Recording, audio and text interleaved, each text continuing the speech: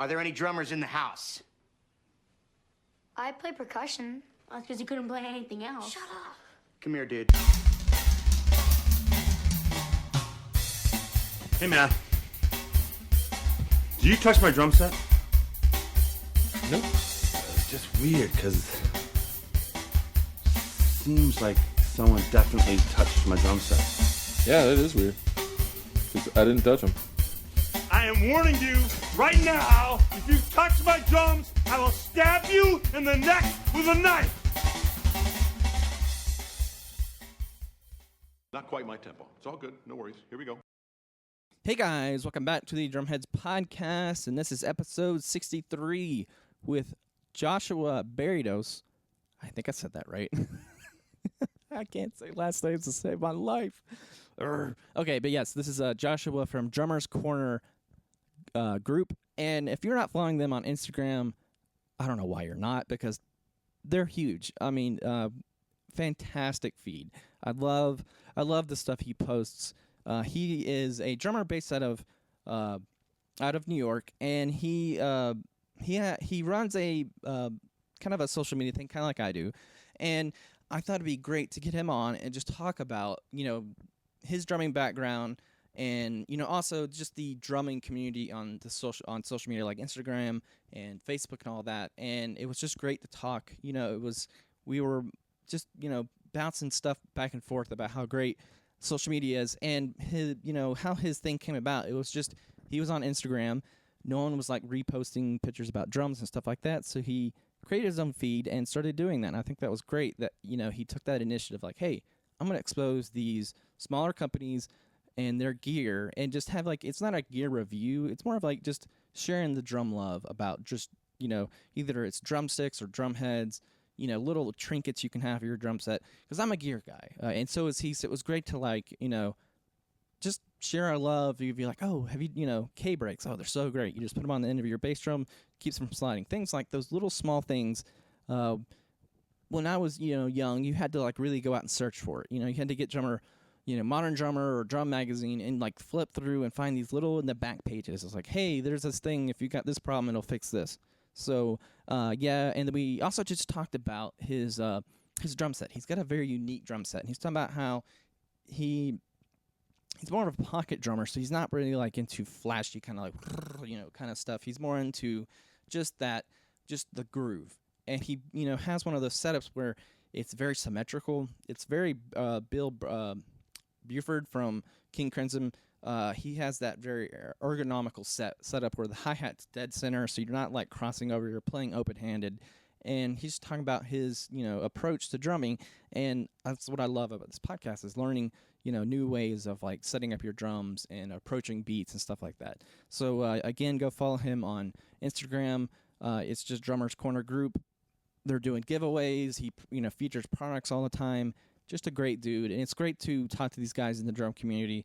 Because we had Matt Tucci from Groovoo on, and, we're all just coalescing around the idea of we're just drummers who just love expressing ourselves through social media and also our drumming, and then sharing the love of just the little guy. We talked about the little guy, how we want to be there for, it's great. Hey, we'll post a picture of a Tama drum set or some Zildjian cymbals, but hey, have you heard of Zion cymbals? Have you heard of, M4 custom drums, things like that. These drum companies who are they're just like us. They're just trying to make it just make their mark in the drumming world, and we're happy to share the love. So please go check him out, and go check out his band as well. He's got this cool funk band based up in Brooklyn that they just play some just good music. That's all I can say. I mean, it's just good music. It's just there's so much out there. And you just got to absorb it all in. It's what I love. I just love this. So, yes, here it is, episode, what did I say, 62? Yeah, 62, I think, with Joshua Berrios of Drummers Corner Group. Check it out.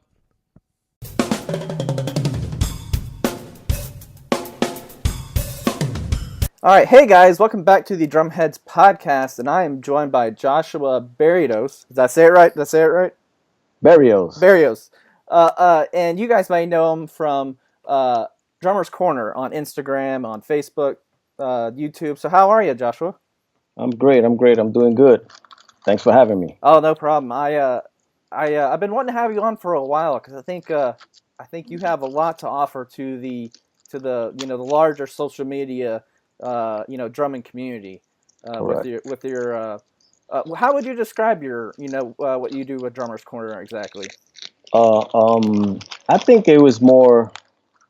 I've been trying to figure out what would I describe that as. Some people tell me as a blog, but Hmm. I don't know. I started actually as drum porn. Hmm. Hmm. That was my thing, and they say it's a blog. I don't know. I don't know. I'm guessing that's what it is, but It's I still don't know how to categorize it. yeah, it's like a multi-headed thing. It's reviews, and then you've got videos on YouTube, and Right. you're doing all kinds of great stuff on there. And how long you been doing it? Your Drummers Corner. Drummers Corner group actually started about June 2 years ago. Okay, So yeah, a little over 2 years. so what kind of made you want to start doing it? Just felt there was a need for kind of like a gear centric review site and blog, I guess you could say, and just kind Yeah, of went from there. yeah. Well, I didn't. I wasn't gonna do I wasn't gonna do the review side of it. Uh huh. I was more doing just more of showing some drums around because I've been searching the internet and for some unique stuff. I like very unique drums or drums that people don't really see, drum Hmm. gears that you don't really see out here out the norm. So especially small companies. I love small companies Hmm. Hmm. because they have some awesome stuff. And every time I searched it, I never found anybody really pushing it. So I said, you know what, let me just start Instagram and just post some cool drums and Hmm. whatever I will find, I'll just repost and put it up. And that's how it took off. Nice. I was curious. I'm a big fan of like learning people's like process and like how it came about. And you're one of the leading figures in the Instagram drum community, I guess you could say. And Wow. I just kind of no, I'm serious. You the stuff you post, is so awesome. And like you said, you're a fan of the little guy, the small Right, companies. right. And I think it's a great way to showcase, like, aren't you doing a drum breaks giveaway here soon? Yeah, I actually gave it away this morning. I Oh, contacted the okay, kid, so yeah, yeah. he got it. So exposing like a brand like that, Right, through your Instagram and all your other social media things is such a wonderful way for those companies to get out there. But you're just also just showing the love, which is a great thing. right, right. Yeah, that's all. Like I said, I'm basically I just wanted to show the drum community there's a lot more out there than what's everybody's commonly seeing. Hmm. You Hmm. know, if you really do your research, there's a lot of stuff out there, and within these 2 years that I've been doing this, I found so many incredible companies and so many incredible products out there that I'm like, man, why haven't we Hmm. used these things? You know, Hmm. so that was the real reason behind everything.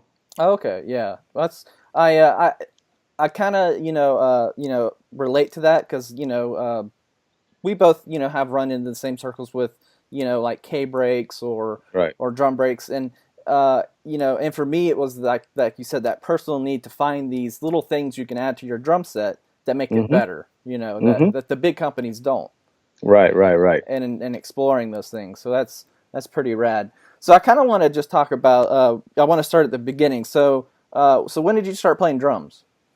Wow. I've been playing drums. Well, my whole family, the background that they all play, they're all musicians. Oh, okay. Um, Even my family in Puerto Rico, a lot of them out there musicians. I grew up with music. My father played guitar, my mother sang, Hmm. my sisters sang, my brother played drums, actually, my older brother. So that's how I started playing by watching him. And Hmm. maybe by 12 years old, I started playing in church, and Hmm. that's how I stood ever since. Nice. So you're talking about, well, this is gonna tell you my age, but about 30 years at least. Yeah, no, I'm 33, so I've been playing since I was 9. So yeah, it's been a long Yeah. time, and I started off in church as well. So, Well, uh, that's, yeah, yeah, yeah. I'm 43, so but I've been playing since 12. mhm, So yeah, I won't say professionally. I don't consider myself a professional drummer. hmm, Um, I love it. You know, I love playing. Every chance I get to to play, I do it. One time I had to juggle like 3 bands and also the church band because it was just so much fun. But it's not something I'm doing professionally as far as making a living, permanent living of it. So Yeah. I hear you. Yeah. So who was the first drummer that really like you identified with when you my were younger? first drummer, it was Dave Weckl actually. Dave Weckl? Okay. Yeah, I got a Modern Drummer magazine, and I don't remember back then they used to come with those plastic vinyl little records. Yeah.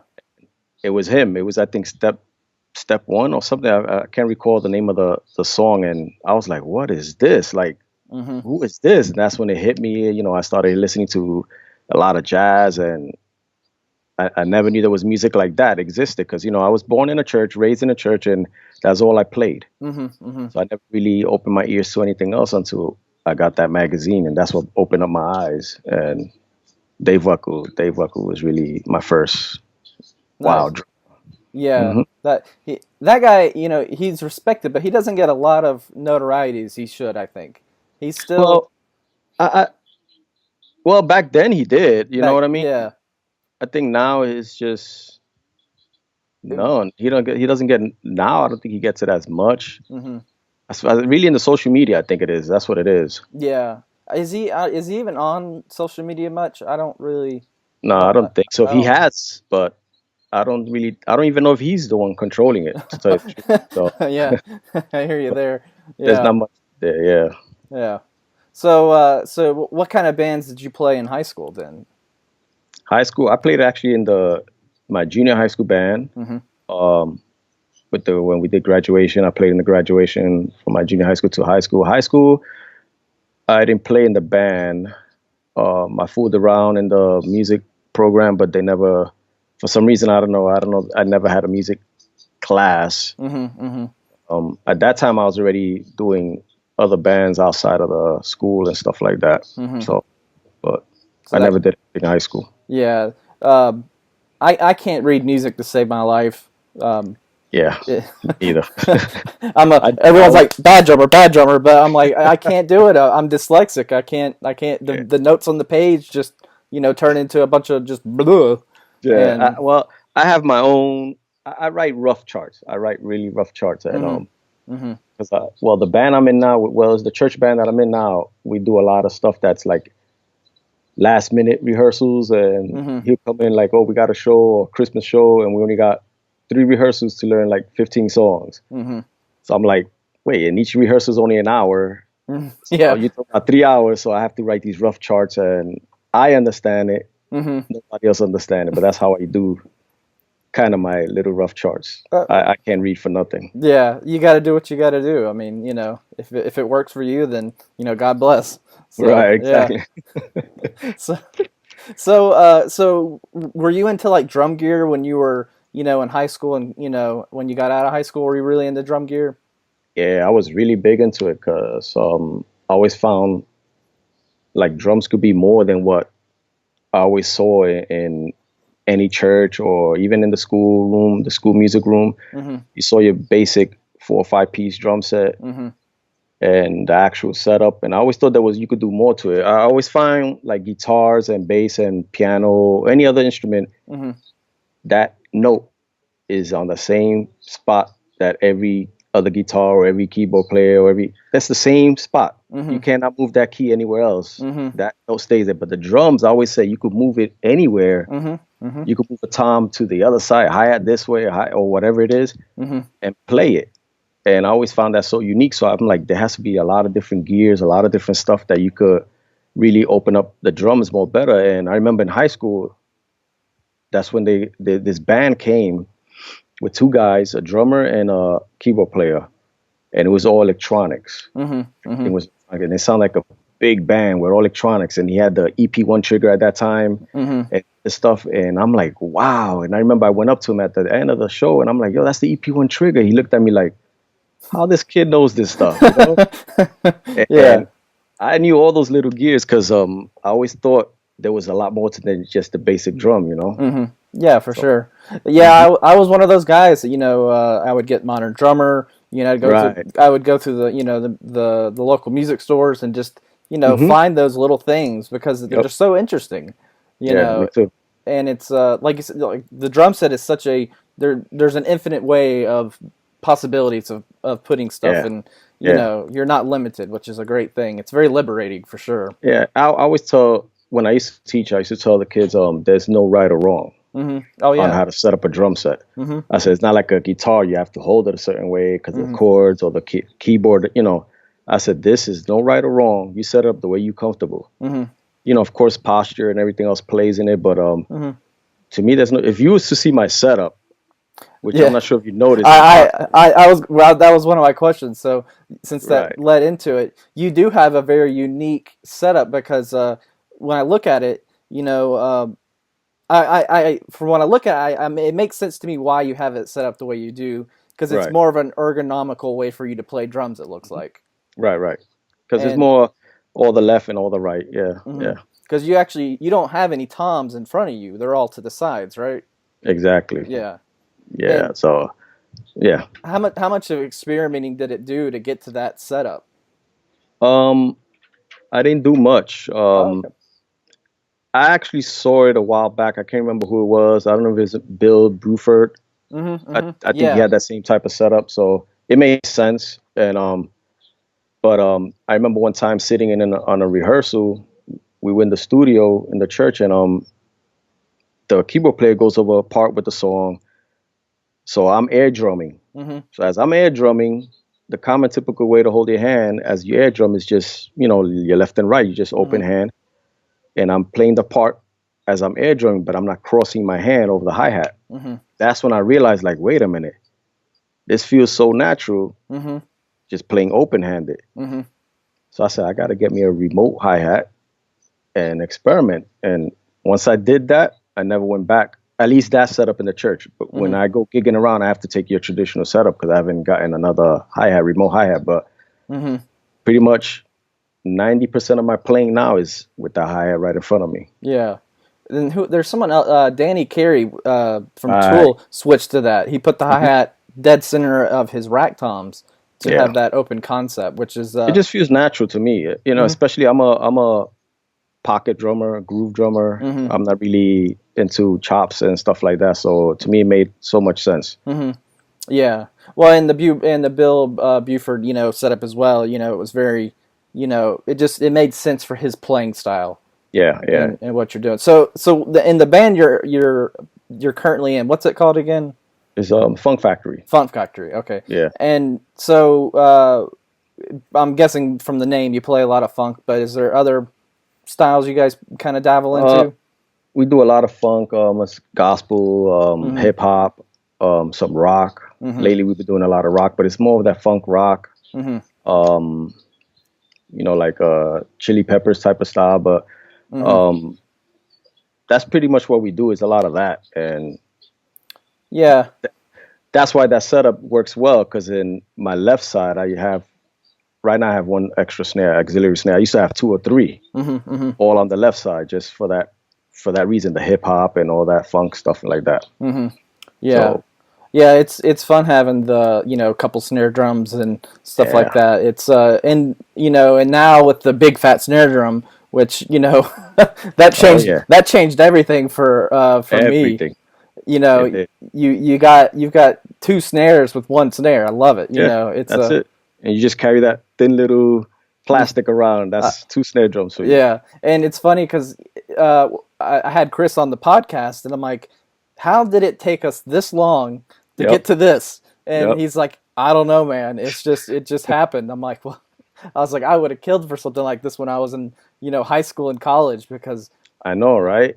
we used to throw so much tape or just have the carry extra snares and stuff like that. Yeah, I had the snare drum that would tape down and have it tuned as low as I could. Then I had the high pitched snare drum on my as my main, and now I can have just the one. But it's funny how it's a great time we're living in for all this stuff as well. But yeah, I that's why I love those type of things like that. It broadens so much stuff. You know what I mean? And I try to tell guys, embrace the technology, embrace all the stuff that's happening now, because you could do so much. It opens up a lot. It does for sure. And so, from your band, how you guys play on a regular basis, or is it or it does it mix in with your church drumming as well? Yeah, it's the church band, but it's also a production team. That local artists come Oh, okay. and we rearrange and we produce some of the stuff. That's what we basically do. But basically, it's really more the church band. So, Nice. and each individual one, they like the piano player. The guy went to school for music. He has a degree in music. He's the director. Then the guitar players, they do their own side stuff. They tour. They do, so they busy themselves. But together, we've been playing.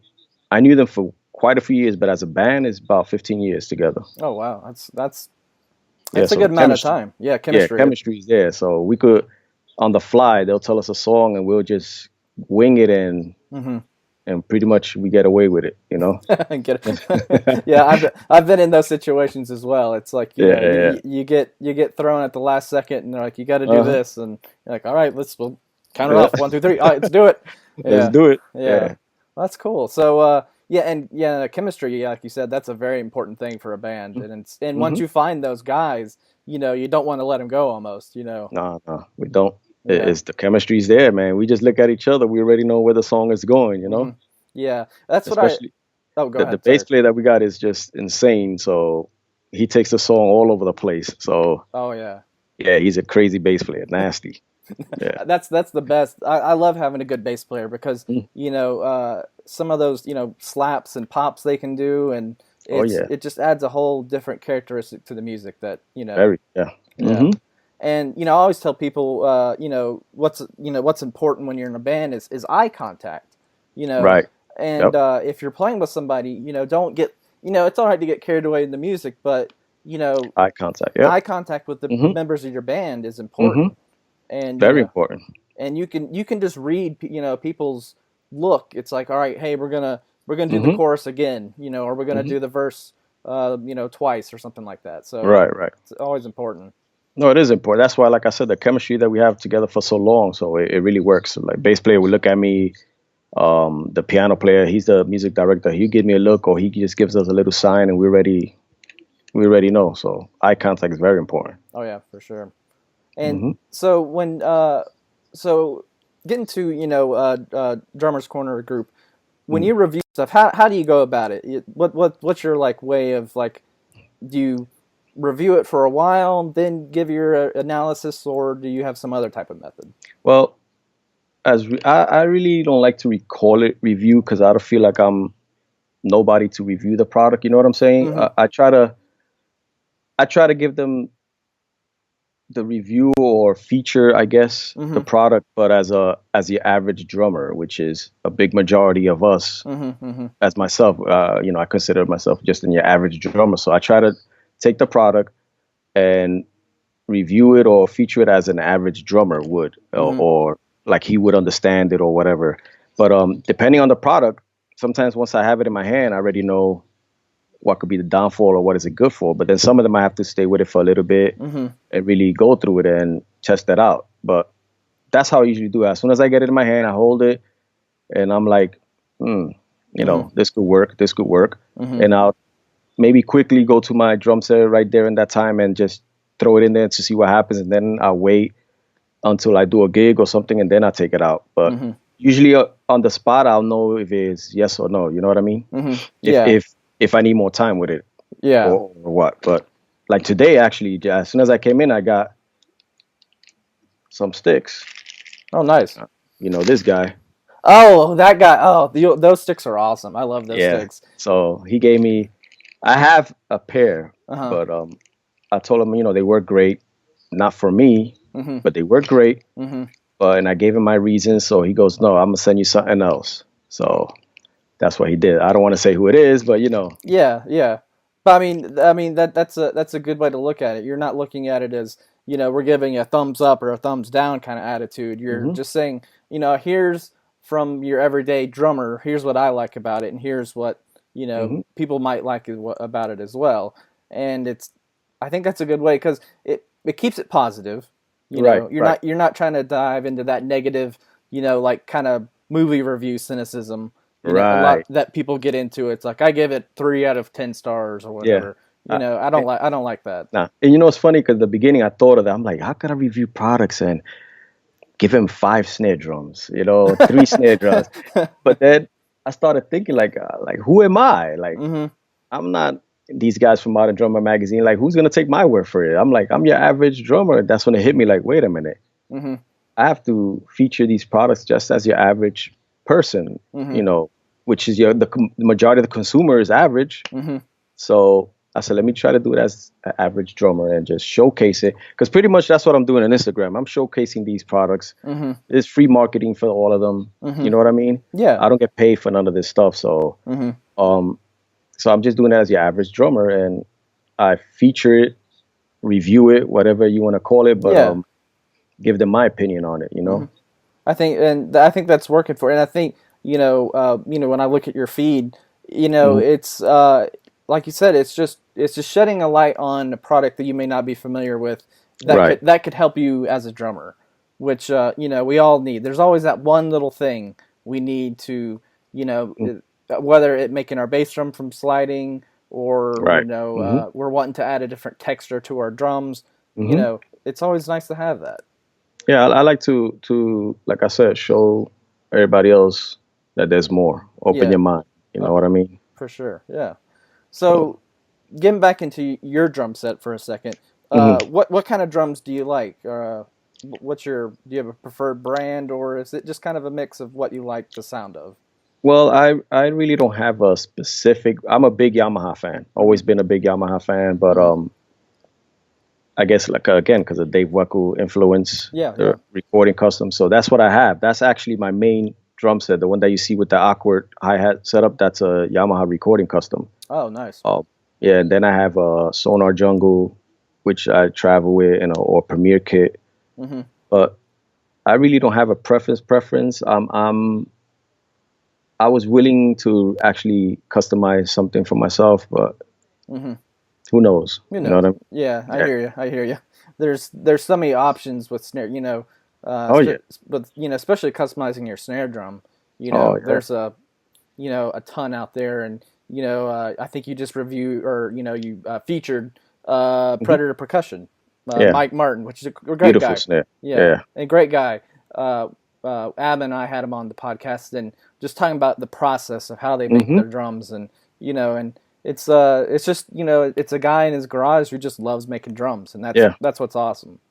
And that's what I like, because I feel that they putting more of their love and their heart into the product rather than have it manufactured through machines and all this stuff like that. So yeah, for sure. Well, and and then if you get one of say if you got a Predator Percussion snare drum, you can say it's yours. It's your drum because it's tailor made to your preferences.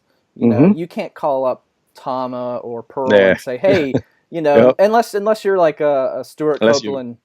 Right, that's the only way. Yeah, you're not going to get a customized snare drum, And I still think you won't get it totally the way you want it, because I'm pretty sure they have contracts with specific companies where with their type of wood and stuff like that. So I don't think they're going to really get into details like one of these smaller companies would do.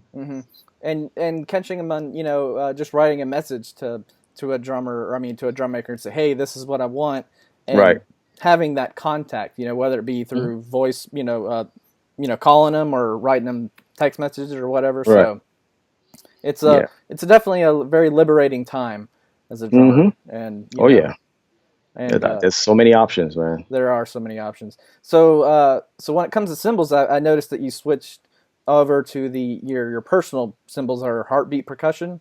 Right. Yeah. And those are some fantastic looking cymbals. Yeah, they sound really great. I used to use Zildjian for many years, many years. Broken tons of them. I have a corner in my house where I hang them up, but Heartbeat came actually. It was an endorsement deal that I did with Heartbeat, so that's how I got those. But I have a few friends that use them, and some of them put me on to it. I never personally had them. I heard them through audio. some videos and some friends, like I told you, that use them. Hillsong drummer. Yeah, yeah. So he personally, he'll call me, let me know what I'm looking for, what type of sound, what is. So I explained to him, and he helped me get that setup that I got like that. Nice. Yeah. Yeah. So Yeah, they're big into, the church drummer scene and yeah. Taylor making them to that kind of that genre, I guess you could say, for lesser word, but yeah. Right. So it's great cymbals. Like I said, I love them, and it's funny because I use maybe 6, 7 cymbals. I'm not even sure, and they lighter than what I used to carry with the Zildjians. It's about 25% lighter. Yeah. And with them, are they made in they're a Canadian company, right? Yeah, exactly. But are they Turkish cymbals? It's actually I don't know if I should say, but I know there used to be somebody that worked for Zildjian that used to make them. He works with them now. Oh, okay, I got you. So that's how they doing it. Okay, yeah. And there's a ton of cymbal companies out there as well that Yeah, that are coming out. Yeah, a Mhm. lot. So that's cool. And do you have a head preference? When it comes to your heads? I used to use Evans a lot. I love Aquarians. I really like them. I'm in the mix with both of them, but I really like aquarium heads. I guess durability. And the reason is because that set that I have in the church is stationed there. I leave it there. My cymbals come home. Everything else stays. My main snare goes home because I have a few snare drums. Every now and then I switch them. But my church gets used a lot for other events, and big percentage of the time they use the kit. So I needed some durable heads. Oh, I got you. Yeah. Yeah, and that's even an issue now because I tried not to have anybody play them, just for 2 reasons. One, you destroy the heads or whatever the case is, and 2, they want to change my setup. Yeah, yeah, that's like the biggest crime right there. Yeah. I got into a lot of debates with that. So yeah, I remember having my kit set up when at a church I was playing at, and I get there and it's been switched to left-handed, and I'm like, oh, so like everything was backwards, and but it was crunch for time. We didn't have like any time so I had to like play like this and try to do my left foot and it was a nightmare. But I'm like, who changed this? And it's like it was the guitar player's brother had came in and was like, I want to practice with you, brother, and and he's like, okay, well, you're left-handed. That's a right-handed set. He's like, that's all right. I'll just switch everything around. See, I there was at one point I had a sign actually on the drums, do not move. You know what I mean? Because it's an awkward setup, and they come and they're like, oh, I can't play this, and they'll start moving stuff around, and I'm very picky and finicky. If you move something for 1 inch, I know it was moved 1 inch. I hear you there. I hear you. I'm that way with my drums and my movies. If you mess with my movies, if someone moved Captain America, I know it's been moved. Yeah. Yeah, that's exactly it. And I have a big set. I have on a rack stand, so it's like you can't just move it around easily like that. No, it takes time, and it's precise moving of the drums to get where you want them. I hear you. Yeah. That's the only issue I have. Other than that, I have no issues, with the setup. Yeah. That's cool. So, what kind of church is it that you play at? So, as far as style of music, or I told you the style of music. Yeah, just the type of church. I'm just kind of curious. It's a Christian church. Christian, a lot of Pentecostal based, I guess.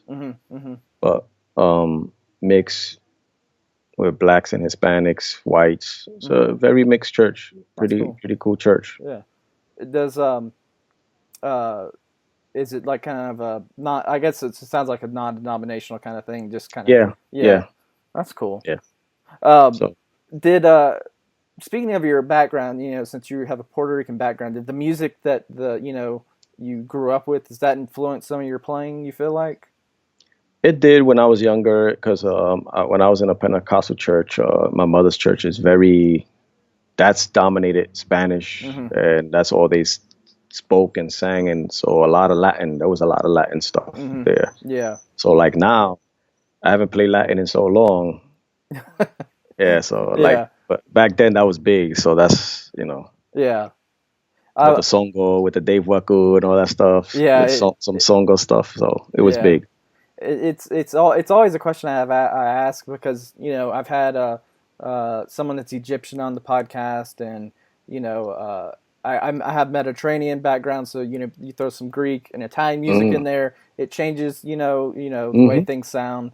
And because I just went this past weekend to the Greek festival here where I live, and Nice. and hearing the music, I'm like, I'm like, maybe this is where I get some of my playing style from, but Right. it's just ingrained in my head, but Yeah, it's natural. it's just natural, yeah. Yeah. And some Greek music is like, it's crazy. I know. It's the same with us. It's the Yeah. same with us. So it's just but it's also a good reminder of where you come from, and to if you have those sensibilities, don't try to suppress them. Just let them Right. come out naturally. So Cool. Right. So where do you feel like the future of Drummers Corner group going?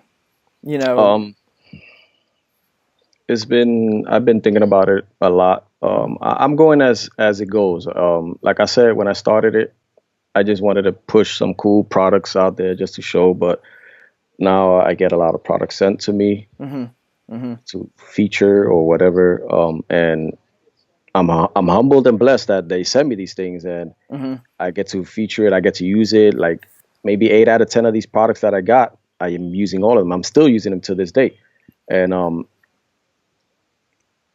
as far as I met quite a few drummers that I think I would never have met 2-3 years ago. Oh, for sure. Yeah, I'm the same way. Yeah. And like it's humbling. Like I told you, like you look at my contacts and it's like, wow, I got these guys' number, like these people's number. Like I didn't know that.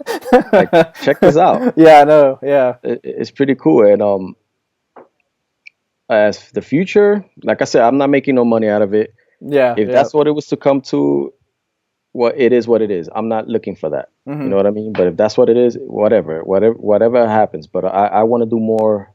I want to get involved with my community as far as like drum clinics. But free drum clinics to the public, to the young kids. I don't want to charge for none of these clinics like that.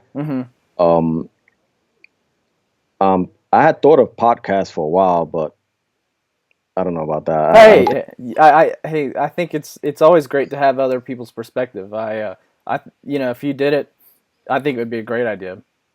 Yeah, it's there. I'm still thinking about it, but I just want to give back to the community. That's what I'm really trying to do. So whichever way it happens, you know what I mean? Yeah. Well, and I explained it to my wife. I said I think what you're trying to do is you're there for the little guy.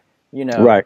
And she said I think that's why because she follows me and you, and she'll see our feeds, and she's like, you guys have the same sensibilities. Right. And she said it's because I grew up, I was always kind of the little guy. I got passed over on a bunch of stuff, and exactly. And now that I have some type of presence online, I want to give back to those kids that may be feeling the same way. Yeah, it's the same thing. Yeah, and I think that's where she's like, you guys have the sensibility is really the same, and she's like, you should talk to him, and that's what I love about my wife. She's she's pushed me in a lot of like that's cool. In a good way. She'll say, hey, you need to talk to this person. I think you guys would hit it off. Blah blah blah. Right. So she's like, you've talked about this drummer's corner for a while. Why don't you have him on? I'm like, I will. That's why when you reached me, I'm like, I told my wife, I said, what? They want to talk to me? I said, who the hell I am? I'm like, what? Well, I'm just some schmuck from North Carolina, so I mean, that's how I look at myself, and like I said, I love what you do. I think you're doing a great service to the community of just drummers, and I love it. Yeah, I like I said, I want to push my whole thing again to expose all these small companies, these products that nobody know. Show drummers there's more to this. You know what I mean? There's a lot more to it, especially the young kids, because they really get stuck in what's what they're showing them out there, and there's a lot more to it. And even playing wise, you know, they get all these crazy chops and all this stuff. Yeah, Great to have chops, but that's not what's going to get you the money. You know what I mean? You gotta have a groove. You gotta have groove. Yeah, the groove, the pocket, the feel is an internal clock, which I try to explain. There's a lot of stuff behind it, so I want to expose those things to them, and that's why when I do the Instagram takeovers with these artists, I try to get different types of style of music to show, you know, that there's more than just this, than there's that. There's a lot more. Yeah. And that's kind of the reason why I did a lot of the Instagram takeover. And I thank a lot of these guys that actually participated in it, which I was truly surprised that they did, you know? Yeah. So it was pretty cool. Yeah. It's super humbling when you reach out to a drummer and they reach out back to you, you know? Oh, yeah. That's how this podcast had started for me. I reached out to the drummer from OAR, Chris Koulis, and I said, "Hey, you want to be on?" And he's like, "Yeah." I'm like, "Damn it! Now I gotta figure this out." this just got kicked into to actually legitimate things. So yeah, that was the same thing with me. But actually, it's funny because I started this also. I had wanted interviews with the Drummers Corner group, and I forgot who it was. Oh, it was Brian Fraser Moore. Yeah, he was in Manhattan. And since I'm in New York, I'm like, hey, we could probably hook up and I'll do an interview. And I kind of like got stuck and froze. Like, what am I going to talk to this dude about? Like, I don't know what I'm going to say. So I said, no, not forget the interviews for now. So I took that out. I said, no interviews. Let them do takeovers and stuff like that. Hey, I every day, every time I do a podcast, I sweat bullets. You know, because I'm so nervous during the interview that am I rambling? Am I not letting the guest talk enough? Or, you know, or what is it? You know, and even when I have Adam Ellsbrook on, my co-host, like I'm still nervous around him. You know, and it's a good thing. I love it. I love. Yeah. I just love talking to drummers. I think it's just a fun thing to do. Yeah, because like I said, I feel drummers have a tight community. Than a lot of these other musicians, because I guess again, you know, so much of the openness that we have as far as setting up and all the products. So I think that's why we have more of a connection with a lot of these other drummers. You know, of course, you have your one or two drummers that they want to be better than you and stuff like that. But I think overall is a very tight, you know, drummers out there. We always stick together. I noticed that. Yeah, especially doing this, I realize that a lot now. Yeah, you know, because it could seem, you know, that there's competition with, you know, certain pages and blah blah blah, and like, I don't want to do that. You know, I just want to, if they get this, they land this guest, God bless. You know, that's awesome for them. If they do get this, or you know, I'm happy. I want to be happy for everybody, not just not just for myself. You know, because you know, I feel like if they succeed, we all succeed. You know, in one way or the other. It's going to come back. It's always going to come back to you. It always. That's why I don't know if you realized a while back, maybe a month or so, I put in one of the Instagram feeds actually from Chris Guru from from Drums Guide to Gear. Yeah. So I posted his stuff, you know, like say follow this guy, you know, he's great. I don't want people to think it's competition because it's not. It's not. Yeah. Me and him are very cool. We talk on the phone, and very cool, nice guy. He gives me, actually, when I first started, he was one of the guys that I actually went to for advice on how to go about this, which I had an idea, but I just wanted to know for sure. And he gave me some pointers. And I think I contacted you a couple times. Like, yes. How do you get people to send you stuff or blah, blah, blah. And, you know, and at that point I was trying to focus my podcast more on reviewing stuff, and now I'm like, no, I think talking to drummers is my thing, and I like just having conversation. So I remember that, and I answered you, and I tried to give you my honest opinion, just the same way I got it from everybody else that I asked. Chris, I asked worship drummer John. I asked who was it? Oh, Christian, snare drum freaks. Cool guys, and I still stay in contact with these guys. And yeah, for sure. Well, and you know, when you launched your website, I think you sent me a link and said, "Hey, you know, let me know what you think." And you know, it's a very back and forth. You know, we like to talk to each other, and you know, just you know, more or less talk drums. You know, which is what we all love to do, because I don't have a lot of contact with drummers in my personal life, so when I get to talk to them online or in person, I'm like, yes, it's so awesome. Yeah, I miss it. I know the feeling, man. Yeah, well, cool, man. I have a few drummers out here, but it's not. Yeah. It's I don't know. yeah, I hear you. It's I'll start like, hey, have you seen these new big fat snare drums? They're like, whatever, I'm Yeah, like, no, exactly. they're so awesome. Check them out. And they're like, Yeah, I'll check them out sometime, and yeah. They're just like, oh, whatever. Or what's that? Never heard of it. So it's like, oh, forget it. yeah. You spend 5 minutes trying to explain it, and it's like, I need that 5 minutes to do this. Yeah, Exactly. So I was like, yeah, whatever. Okay, we leave it like that. I hear you. Well, cool, man. Well, so what advice would you give? We'll just end on this. What advice would you give to young drummers out there, who are starting up? Well, as I used to always give, and I still do, is just open your eyes and open your mind and focus more. I know a lot of them, they like to see the chops. It's all flashy and it's all nice. That's great. Learn it, but just try to develop that inner clock, that feeling, So I play 95% of my time is with a click track, and you gotta make that your friend. So once you get adapted to that, you get a inner clock. You start building inner clock, and sometimes you could even get away with not playing with a click, and feel will stay, constant. But my advice to them is just try to focus more on that feel, that pocket, that groove, Yeah. That's what pays the bills, man. Yeah, for sure it does. And and don't halfway anything. Don't half-ass anything. Go full force with it. Full force, yeah. We have a saying in Greek. It's called "kaphi." If you don't have your kaphi, your passion, then what's the point in doing it? Yeah, because then there's no point on it. And I wish when I was young, I would have really jumped in hard like I am now. Yeah, me too. Who knows where I would have been, but God knows everything. So yeah. I wish I really would have jumped in more when I was younger. So I'm trying to tell that to the kids now. Yeah, for sure. It's easy because I was the same way. I kind of just goofed around in high school, and then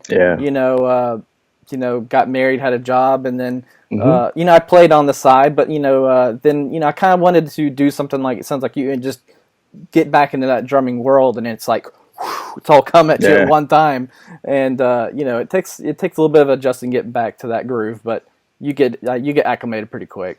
Yeah, as again, as long as you stay open, especially the social media, because I had a friend of mine that he came to me, and he came back into drumming, great drummer, and he's like, Josh, I need your help. Like, how could I do this? I said, social media, bro. That's what's now. But he's like, everything he kept talking to me was old school. And I'm like, no, man, you need the social media. You need this. You got to push this, push that. That's how you're going to get recognized. Yeah, for sure. You got to grasp it. Again, if I wouldn't have done this, I wouldn't have met so many people. I wouldn't have met so many companies. I wouldn't have had so many products. I bought a 78 Custom snare drum. I don't know if you ever heard of this company, 78 Custom. Yeah. They're fairly new. Yeah. I think 6 to 8 months. And when the guy sent me the snare drum to review, I was looking for the particular sound, and that was it. And I said, Jamie, I want this, bro. How much? And he was like, what? I said, yeah, I love it. And I bought it. Yeah. And that would never have happened if I wouldn't have done any of this social media stuff. Yeah.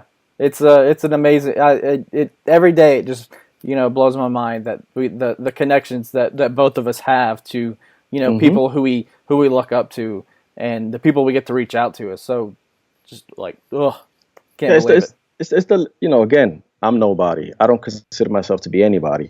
And to be, text message from so-and-so or spoken, it really humbles me. And when I actually got to sit in the Lion King in the pit. Yeah, you did. Yeah, that was awesome. Come on, that's crazy. Yeah, I know. You know what I'm saying? That would never have happened if I wouldn't have done this. And I sat there and I was like, yo, this is insane.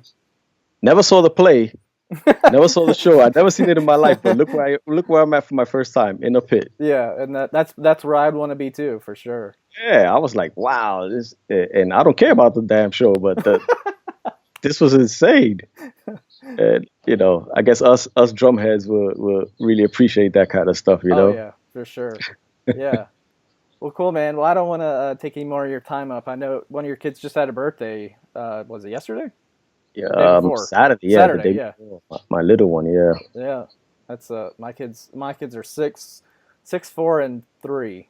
Or no, Wow. yeah, well, almost 5 on the 4. But yeah, it's just a. You got to enjoy them now, man. Mine is 19, 17, and 12. Yeah, that's what everyone tells me, and I'm like every day. It's because the older they get, Oh yeah. the more harder it is to control them sometimes. Yes, it is. My kids ain't bad. They at home, Mm-hmm.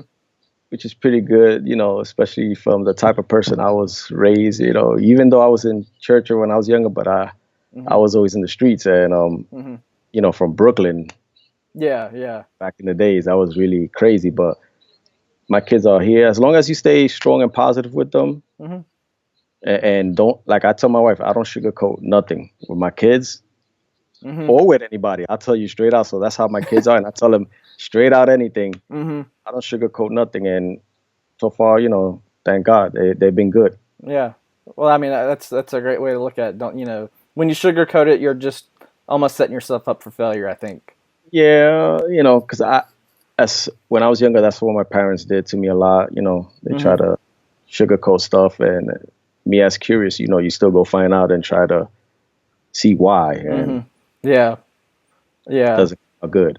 I remember my dad, because my dad is Italian, and he's like, "You do anything that disgraces the family, I will bury you in one of the cement pads your uncle builds." I'm like, got it.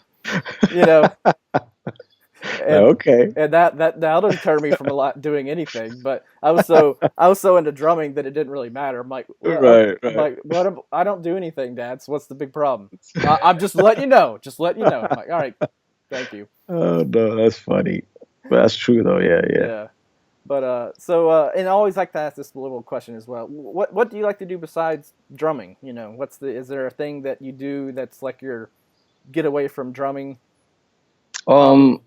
I actually like, I like family time. I like to go out with my family or with friends. But I was big into graphic designs. I had a business at one point.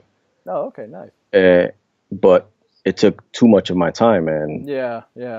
way too much, that I didn't realize it until I actually went away on vacation with the family, and that's when I noticed how much time it took away. And that's when I came back from vacation, I just stopped whatever account I had. I finished it up and I let it go. So I like a lot of family time. I like just staying home with the kids, or we go out, or but now they're getting bigger. They don't want to hang out. They don't want to hang out no more. Yeah. You're like, So- stay in. Yeah. We usually, for vacation, I love vacation. I always go with them, but again, they're getting bigger. Like actually, just yesterday, my wife asked the oldest one, "You gonna come with us on a cruise? We're going next year." He was like, "No." Are you serious? He said, "Nah." I said, "There you go. He's big already. He doesn't want to go. 19 years old." I'm like, all right. Yeah, like, free cruise? Are you kidding me? Come on, let's do this. That's what I'm saying. Like, Yeah. He was like, "Nah." I said, "Okay." I guess that's what I think I did the same thing when I was a kid. I think my parents were like, "Hey, we're going somewhere." I'm like, "I'm good," And I think it was because I wanted to play drums at some little dump bar. I'm like, dummy, you could have went somewhere good. Could have went somewhere at least. Yeah. You could say I went. Yeah, but Yeah, it is what it is. Well, cool, man. Well, I really appreciate you being on. I've had a blast talking to you. I appreciate you having me, man. I was shocked. I was shocked that you said yes, because I'm like, this guy's big, man. He's the big timer. Nah, nowhere near it, man. Nowhere near it. Yeah, and it goes back to that thing of, people have this preconceived notion, when of that, oh, it's this, it's the Drumheads pod, or it's the Drummer's Corner. They won't want to talk to me. I'm like, yeah, I will. I'll talk to anybody. it's funny because I get that when certain companies they send me stuff. They're like, look, I'm gonna send this to you, Drummer's Corner, and I'm like, I said, why would you want to send me that? Like, what made you? Oh, because this, I heard so much stuff about you. And I'm like what? I'm nothing. Like, Yeah. I tell them I have maybe it's just the following and it's the exposure, but Mm-hmm. it's nothing there. This is all the followers. They did all this. Yeah. I didn't do nothing. Yeah, I just posted some stuff I liked, and more people and started following. Yeah. And then it just opened up more doors and more doors. Mm-hmm. And that's the other cool thing. Like I said, these guys give me these products, and I would say a few of them actually know, and they were honest with me and told me, it's just for free marketing. And Yeah, which I that's what I want. Mhm. Come straightforward and tell me and I have no problem with it because it's not for me. You know what I mean? Mm-hmm. I'm not getting nothing out of it. I'm not charging you. I'm not. There's nothing coming out of it. So and a big majority of them will actually send me the products and they'll let me keep the products, which was pretty cool. So I guess that's their way of paying me. Mm-hmm. But this is like I said, bro. To everybody out there, this is all free. I just expose you. Mm-hmm.